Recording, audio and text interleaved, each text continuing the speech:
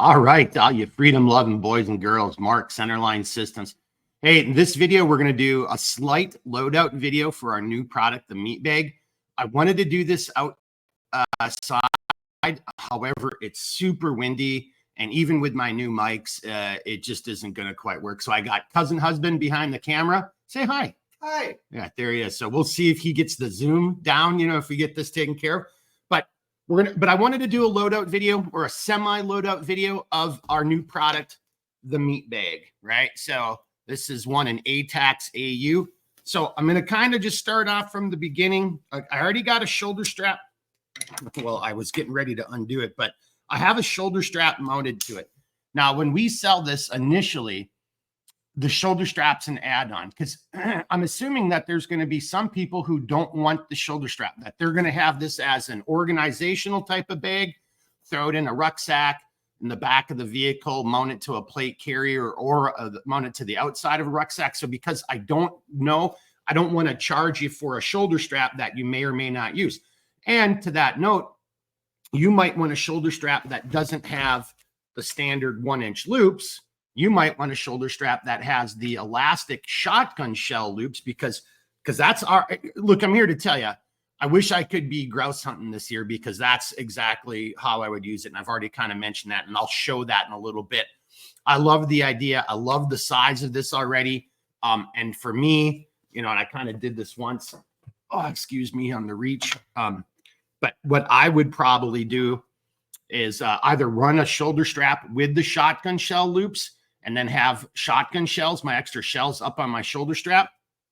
Use this front surface area. You know, you got MOLLE where you can add your own pouches, and our utility pouch, going back to the original construct on the horizontal axis, fits very nicely up there. So I could either have shotgun shells in here, my cell phone, you know, a small first aid kit if I wanted to. You know, again, you do you know, whenever you're out in the woods, be smart about it though, right? But I could mount that to the front, you know. Now just saying it, I probably would do that. I'd probably just have this as a small boo-boo kit, and then I'd put my shotgun shells on my shoulder strap. I'd have a shoulder strap with shotgun shell loops, and then inside I'd have a small bottle, maybe a sandwich, and then a bunch of plastic bags. So when I get my grouse, I'm just breasting out the grouse, putting it in a plastic bag and throw it in here, and it would be just a really great bag for that. But you do you. So I'm just going to go over some ideas, but I'm going to take the shoulder strap off, kind of as I was saying. So the shoulder strap, when you're on the website, you just go over and order a shoulder strap if that's what you want. And then, you know, because I try not to be an idiot, what I'll do is I'll keep track of that for the first couple of weeks, and we'll just see how it goes. And if 90% of people are buying shoulder straps, then we might just adjust the price and just, you know, throw the shoulder strap in there with the product, so then you don't have to dink around. But if we do it that way, just be advised, then, you know, the shoulder strap, because right now, if you just go get the shoulder strap, you can order what size you want. And I would just have to do the same thing for this if we include the shoulder strap. But anyway, going into, I just wanted to give you some ideas, right? And you can already see my ideas. Like, I'm like, oh my God, I love this thing already for grouse hunting. It would be a great foraging bag too. So like if you have it inside of your rucksack, and maybe, and I'll show you a whole bunch of different little options here in a second. But maybe you get to your campsite, you pull this out of your rucksack, you know, the contents come out, you know, you got them on your campsite. And then this, because there's MOLLE on the back, you could weave the MOLLE through the rows and then run it over your belt, you know, if you wanted to. So it could just be on the side of your body like a giant dump pouch, and you could go around and police up, you know, all your tinder, you know, your fire gathering, you know, or gather a bunch of materials for fire starting. Or, you know, if you're out there picking berries, or if you're picking acorns, whatever you're doing. And now you have like a giant dump bag that you could have on the side. And that's just simply from weaving the MOLLE. Here, I'll just do one. You know, you always hear me say talking ain't doing. So let me just do this real quick. You know, this would just be an example of how you could do it. Oh, gosh, that hurts, Stephen, trying to do that. But now I just created a little channel here, and then that would be, you know, my belt would go through here, and then this. And you look at that, that's a nice level, because that would be at your waistline. So, you know, your hand would be very easy access, you know, open up the pouch, put all your materials in there as you're out gathering, if you're a hunter-gatherer type of thing. All right, so kind of a pseudo loadout. I'm just going to show you some of the other ideas I've already come up with messing around with the meat bag. So I just mentioned, for me, I already love it as a really good, convenient kind of utility bag, meat bag, as I'm out there harvesting, meat, natural, game. Now that I just thought about it, this would be a great bag for, like, if you were just stream fishing too. Same thing, catch a trout or two, a brookie, put them in plastic bags and just have them inside of here, and there you go. So you already see, right? There are tons of different ways you can use this. And then now let's just say you wanted to use it as your everyday carry bag. Now let me just show you some of the things I'm thinking of. So I'm going to probably have Paul do a little bit of zoom in here. I'm going to try to get this so you can see inside a little bit.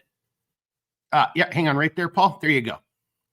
Yeah, okay. So I don't know if everybody can see, but on the inside, now here's the back side down here. This is the back. I'm sorry. Yeah, this is the front up here. This is the back down here. I've got it folded. And if you look inside of there, you'll see there's 2 internal slip pockets on each one of these gussets. There is a slip pocket on the inside, and I put some high vis stuff in there so you can see it. So on one side, I've got a Mora knife. Here, I'm just going to pull these things out so you can see it, and you get a sense of how large those slip pockets are. There you go. So this is a Mora knife inside of a slip pocket that's on the gusset. And that's this guy right here, right? So I just pulled him out of one of the internal slip pockets, and then kind of hard doing it upside down and backwards. There you go. Now on the other side there, you see that slip pocket that might show up a little bit better all the way right over here, right? So that,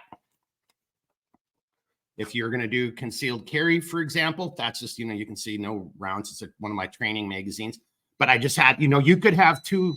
Here, back it up just a little bit, Paul. Yep, come on, bring it back. There you go. Good enough. Yeah, so, there, you got a kind of good view inside of there. But I could have had spare magazines in those slip pockets, and then I've just got a holster with training. This is a SIRT pistol. It's not a real handgun. It's a training handgun. But, in a holster, and I'm just going to put it back in so you can see this a little bit better, so you get a sense of it. So that is the rear. Now, if you don't mind, Paul, see if you can zoom just a tad bit on that guy right there. There you go. So you can see now, you see that binding tape making that little concave, because I have the handgun down inside of the rear slip pocket. And then all the interior space is still open for whatever else I wanted to carry. But it's just another possible, then back it up. Thank you, sir. It just would be another possibility. So this is a Glock, it simulates a 17. But so a large frame handgun, but you could get, if you wanted to use it for concealed carry, that's just an option, and just showing you a sense of how large those slip pockets are. This is that Mora knife. These things are pretty awesome for the price point. Matter of fact, that's kind of funny. Oh gosh, can we do this? Zoom in just a second. Speaking of meat bags, I got to take a little bit better care of my equipment. They're right there if you can see it. Do you see those little right over there on the knife blade? That's grouse feather still from the last time I used this field dressing a grouse. That's pretty funny. I probably should have washed that off a little better. I actually think it may have been inside the sheath, because I normally take care of my equipment a lot better. So the internal slip pocket, just kind of on that note. So again, there's one on each side on the gusset, and then there's one on the back side. And I'll show you some other things. I got another one kind of set up that goes in there, but just along that, just to give you some ideas. Here's a little battery case, right? So maybe you got spare batteries you want to carry in there. If you're looking at more from that personal defense, maybe you got a spare magazine, and then you got a less, and I should say less than lethal. I mean, everything is potentially lethal, but here's an ASP baton, if that, that fits in there very nicely, if you want to kind of do it from that sense. Again, the same thing from personal defense, or just from, you always should have a flashlight. Now, this is one of the BSS from Black Scout Survival. Really love these flashlights. It's got that self-defense bezel on there. Go see an old video where I smashed it into my wooden picnic table and raked it. Ouch. That's all I got to say. Holy crap. And he's got some real world stories. Other examples, so a Leatherman or a Gerber tool would fits in that slip pocket. You know, now that slip pocket, it runs from, yeah, if you can do this, yeah, that's good right there. Too much back there, right there. So here's the bottom of the bag, and then here's the top of the slip pocket inside, right? So some items will fit totally, and like the top of the slip pocket is right about the top of where this Gerber tool is. So if you got a smaller item that you're putting in there, you know, I don't need to tell you this. It's like, you know, telling people silly things they already know, but you're going to want to have a lanyard on it because, you know, getting in there, if it's cold, if you're wearing gloves, might be a little bit difficult. Here, back it up just a tad, Paul. Come on, camera guy, pay more attention. Sorry. I got to just give a quick story about Paul. I got to get Paul a little chauffeur hat. I'm able to drive now, but for, you know, pretty much most of this week and all of last week, I couldn't drive. And Paul's been chauffeuring me around, and I was teaching him how to, and I couldn't shut the door, right? I can open the door, but I couldn't reach out and grab the door and all this. So Paul was like pretending he was a chauffeur, standing certain ways and opening the door. I got to get Paul a hat so he actually looks like the chauffeur, but back on point. Geez, it hurts to laugh sometimes, but back on point. If it's a smaller item like a Gerber or a Leatherman, just make sure you have a lanyard, because if it was cold weather or if you had gloves, you know, and if you got sausages for fingers, you might have a little bit of a difficulty reaching in there getting it. But longer items, so, you know, here's just another little fillet knife if you were, again, out doing fishing. Sorry, give me a second here. But yeah, so, you know, you can easily fit these type of items. Chem lights. So here's a chem light set up for a buzzsaw and all that. But chem lights, survival items, batteries, handguns, aspetons, flashlights, you do you. And then last but not least, if you're going to use it for a different perspective from like a meat bag. So now this is a heavy cover Spork, right? I'm sure you guys have seen these. And there's a million different types of Sporks out there. I just happen to have a bunch of heavy covers. So here, I'll just do this. Talking ain't doing, as they like to say. Give me a sec, Paul. And hopefully you'll be able to see this. That's why I'm kind of doing it, so you get a sense of the height. Because heavy cover Sporks are rather large, right? It's a full deal, and you got, you know, a bottle opener on it, and then you got all kinds of hex tops if you need to use it as a utility tool. So just a little bit larger, but hopefully we'll be able to get this on camera. All right, Paul, if you want to zoom in just a tad, right there. Hang on. Right. So I don't know if you can see it. And I got to try to catch the light. I think you can kind of see the top of the, yeah, there you go, Paul. Here, just right here. All right, there. Okay, he's doing it right up in here. There, now you can see it. So there you go. Now you can see that slip pocket just a little bit better in there. Yeah, there we go. Now we're capturing. Thanks for that extra light. And then you can see, and that's a tall Spork, and you can see how that Spork comes just underneath the very top of the interior of the bag. So if you're going to use it, you're good. Now back it off, please. So if you're going to use this meat bag for like picnics, you know, all that kind of stuff, and I'm going to show you some cool things about that in a second. That Spork from Heavy Cover, you know, they are very large, but it fits in there nicely and easy to access X, Y, and Z. And then I guess before we move on, and if you kind of noticed, yeah, I mean, if you want to shine the light in there one more time, or, you know, let's see if I can even do it, Paul. I got it. There you go. Yeah, I'll do it myself. So, yeah, there you can see the slip pocket a little bit better on one of the side gussets. You see the rear slip pocket. But then if you look in the interior, as I'm shining the light around in there, hopefully you'll be able to see it. There you go. It's that really nice rubberized material that we use that adds a little bit of longevity, you know, helps protect the Kadura, because I don't know what you're putting in there, but it helps protect against abrasion, cuts, tears. And if you're going, again, into that fishing or hunting or gathering type of perspective, that material is really easy to clean off. I mean, just turn this thing inside out, just some soap and water, clean it all out. There is no bottom drain hole because we've got this webbing attached on the bottom, because you might want to throw a hoodie there, a blanket, a picnic. What do they call those little picnic blankets, or picnic blanket, you know, whatever, you know, or a tarp, whatever you want on there. So that gives you some additional storage space that you could put there, especially if you're out hunting, right? Maybe you've been walking, it's a little too hot, you take the hoodie off, roll it up, you know, and attach that. And then on that note right there, so that's why there's no drain hole. So, you know, again, if it gets dirty inside of it, just turn it inside out, dump it all out, wash it off with soap and water, and you'll be good to go. All right, kind of wrapping it up here, the last little part of it.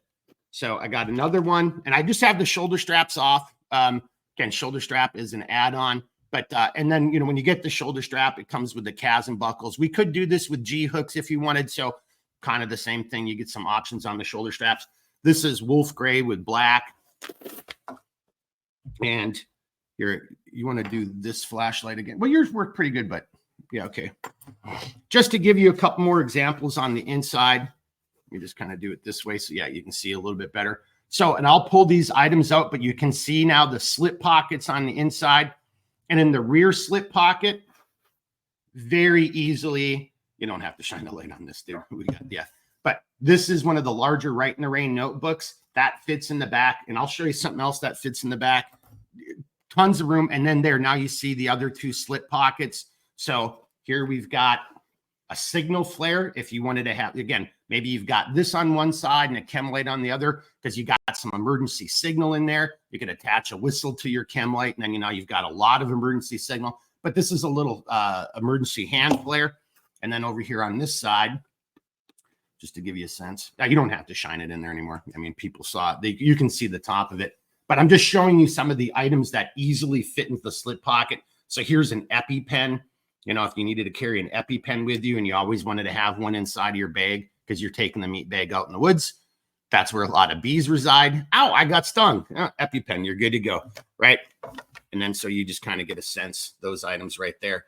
Easy access, easy to get to on the inside of the pouch itself. I really like the shape we went with. So I've already kind of talked about it, and I've taken a couple pictures, and you see the original World War I and World War II. You know, I don't know if the real title of this is a bread bag. Some people have already commented it looks like, you know, some other, you know, like European country bread bags. They're military bread bags. I'll defer to Valley Reb. I don't think, because he's the one who had the products, the originals, and sent them to me to have as a guide. And we really stayed with that World War II design. But the only difference, real difference, is I squared off the bottoms, and you're going to see why I did that in a second. I think it stores I think it stores some goods better than having that kind of teardrop or, you know, concave type of bottom, which, you know, that's a great concept. I get it, but you just can't store, you know, squared off objects. And I've already had people talking about, hey, that would be a great commo bag. And I agree, right? And I don't know, maybe I need to make one for you. So maybe for the ham radio stuff, you know. Yeah. Let me take a little sip. I'm a little parched. All right. So the last couple little things to show off here. So again, if you're going to use it maybe in a more traditional, this is like, you know, your picnic bag, you know, you're out there impressing your girl, your friends, you know, just like everybody's like, hey, what are we going to do for lunch or whatever? And you just got this over your shoulder. And maybe you got that little picnic tarp underneath it, or a tarp of some kind. But I'm here to tell you. So this is what I normally carry in my rucksack. So, you know, just a plastic bag. I got a bunch of, you know, extra sporks in there. I've got a bunch of aluminum foil for doing aluminum packs for, like, you know, vegetables, potatoes, that kind of stuff in the fire. And then I've got, there's actually 3 of them in here. There's 2 plates and a bowl, those collapsible plates and bowls. So it doesn't fit in the slip pocket as nicely. You could do it. And there's other sizes of these out there. But again, these are those large plate bowls. And I just wanted to point out, and voila, right? And there's still tons of room in there. You know, you can just see where I can still put all my food and everything. But if you wanted to bring, you know, your camping stuff in there, because you're going to, like, hey, let's go for a 5-mile out and back to this nice waterfall. And when we get there, I want to romance you with some wine and some, you know, cheese and crackers. You can do it. You can do it. So there's all your plates and your utensils right there. I'm just going to throw this to the side. Now, I would like to tell you that I drank all 4 of these little bottles of Black Box, but I didn't. I had to get people to help. So I had some props. And this is why we squared it off as well. So I'll show you in a second. So this bag covers 4 of these guys. Now, maybe you're not taking 4 of these out there. I mean, that would be a nice little hike, and you definitely would be having some fun by the waterfalls drinking 4 of these. But I'm just trying to get you the concept. Maybe you only have 2 things of wine, but then you got cheese or a sleeve of crackers or a sleeve of Thuringer or, you know, summer sausage, something like that. So now we'll probably get your flashlight ready again, because I'll just do this in phases here. All right. So hopefully this will show up. Look, okay, there you go. Good job. Oh, man, you see, you're not just another, you're like a cameraman. You're like my lighting guy. Like a personal assistant. What do they call those dudes? Personal assistant. No. Well, butler too, but I was trying grips. You're like I don't know what a grip is. Key grip? I don't know. Well, he's like he's something. All right. But there you go. All right. But so you can see that's 3 of those stacked, you know, vertically inside of there, and there's still a ton of room on top. That's what the 4th one is for. So even if I do it that way, that's coming up to the top and there's room on the side. So if you wanted to do, like, maybe you're going to like a local concert and you don't want to pay for the $12, you know, 8-ounce beers, well, put 4 things of black box in there, but you get the point. That's 3 things of wine. That's a sleeve of crackers and summer sausage across the top. Or it's 2 things of wine, and then, you know, summer sausage, you know, and again, you know, you still have the slip pockets, you know, put your knife in there so you can cut the cheese, and cut the meat, you know, have your more in there, you know, have the cheese and the crackers and the meat on top. You got all that, you know, space for wine. Somebody will figure out how many bottles of Jack can fit in there, or beers, you know, I don't know. I'm not 100% sure, but anyway, you get it, the meat bag. And that wine was really something we were thinking of because, you know, Mark never said this, Valley Reb, but I was just thinking because, you know, when you go back to World War I, World War II, you know, they're fighting in the, you know, the ETO, the European theater. And, you know, guys were liberating bottles of wine and cheese and meats and beers and, you know, stuff all the time. Right. So, you know, like it's a food bag, right? You know, so, you know, hunt, gather, you know, or come out there prepared, have a couple things of wine inside of here, have some food in there. You know, you pick up, look in those little slip pockets. I just thought about those little Kinder, like, or a Snickers bar or whatever, you know what I'm saying? You know, granola bars, you do you, but you can get a lot of food in here. You can get a lot of items in here, wear it on your hip, attach it to a rucksack, throw it inside of a rucksack, maybe just have it on the back of your car seat, you know, for in case there's an emergency. Add a shoulder strap to it, you know, if you're going to use it hunting, well, you know, you do you. You could either do a small pouch on the outside and have your extra shells there, or get a shoulder strap that has the shotgun shells, run your shotgun shells there, and now that extra pouch in this space could be for, you know, maybe you don't want the knife on the inside, maybe you want your knife on the outside. Add another pouch, a first aid kit, you know, whatever, which is not a bad idea anytime you're out in the woods. Lickies, chewies, you know, and then all of your provisions or what you're hunting and gathering goes inside. Maybe having a mother over the other shoulder. That would be a pretty cool video and badass picture, you know, like this on one side, a mother on the other side, and a shotgun in your hand, and then maybe a hunting dog with you or something. That would be a really cool picture. If I was a major, like a made in China company, I'd be selling that fake imagery right now. But that is real imagery for me and you who believe in this stuff and actually get out there and do it, which I will be able to do next spring. Thank God. You know, yeah. Unless, of course, like we all die in a nuclear fireball, or, you know, it turns into Mad Max in the next 30 days. I mean, you know, who knows? You know, you do you, but be prepared, right? All right. That was about 20 some minutes. I think for, you know, again, I apologize. We wanted to do this outside. It's a beautiful day, but it's super windy. So it just wasn't going to work as well. So here we are in the studio doing it. Is there anything that you can think of that I forgot? I think you did a fine job. Okay. Well, there, I got the seal of approval that I did a fine job. If you got questions, comments, you know, reach out. Oh, my last thing is, so once Paul bugs out, he's got some stuff to do. So thank you very much for helping out. I couldn't have Zoomed it without you. So, but once Paul bugs, I'm going to go take photos and I'll have the photos of the ones I have, and those will be on the website. You know, they're nowhere near the level of professionalism that Alex Messenger, our normal photographer, But I want to get some photos on there because we're going to open up. As a matter of fact, just to let you know, I was talking about opening up on Monday, but the beginning of the week is Sunday. So I'm probably just going to open up on Sunday, the 13th? Yeah, Sunday the 13th. So I'll probably just open everything up on Sunday the 13th. Kind of the beginning of the week makes a little bit more sense. But I'll have my cheesy photos of the meat bag.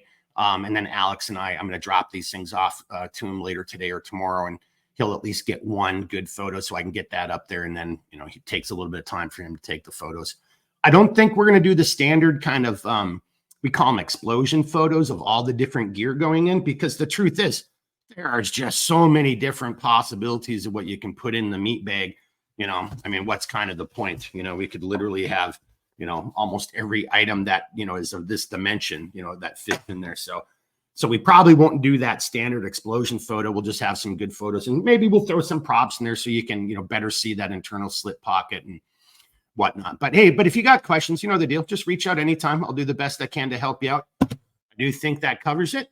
So, you know the deal. Until then, keep thinking. Oh, I got to do this. Paul doesn't do this. I got to do this. Give me a sec. I got to get prepped here. All right, I got to get my little mic here. Hey, so anyway, yeah, reach out if you got questions. But until then, you know the deal, boys and girls. And, my final comment, I'm not messing around. Stuff like this really might be very important in your upcoming future because, well, look, we all need to get out and exercise. It's good for your heart, your soul, your mind, your body, your friends. Get back in touch with nature. And maybe, you just start augmenting some of those, those food stuffs that are costing super amounts of money at the grocery store. Maybe you need to go out there in nature and just provide, see what nature can provide for you. And it'll just do you good to get out in the woods. So, but you know the deal. Reach out. I'll do the best I can to help you out. Until then, keep thinking, keep moving, never quit. All right, everybody, be good. I hope you enjoyed this video. Hope you found it to be fun and entertaining. We'll talk to you later. All right, everybody. Woo! I love the woos.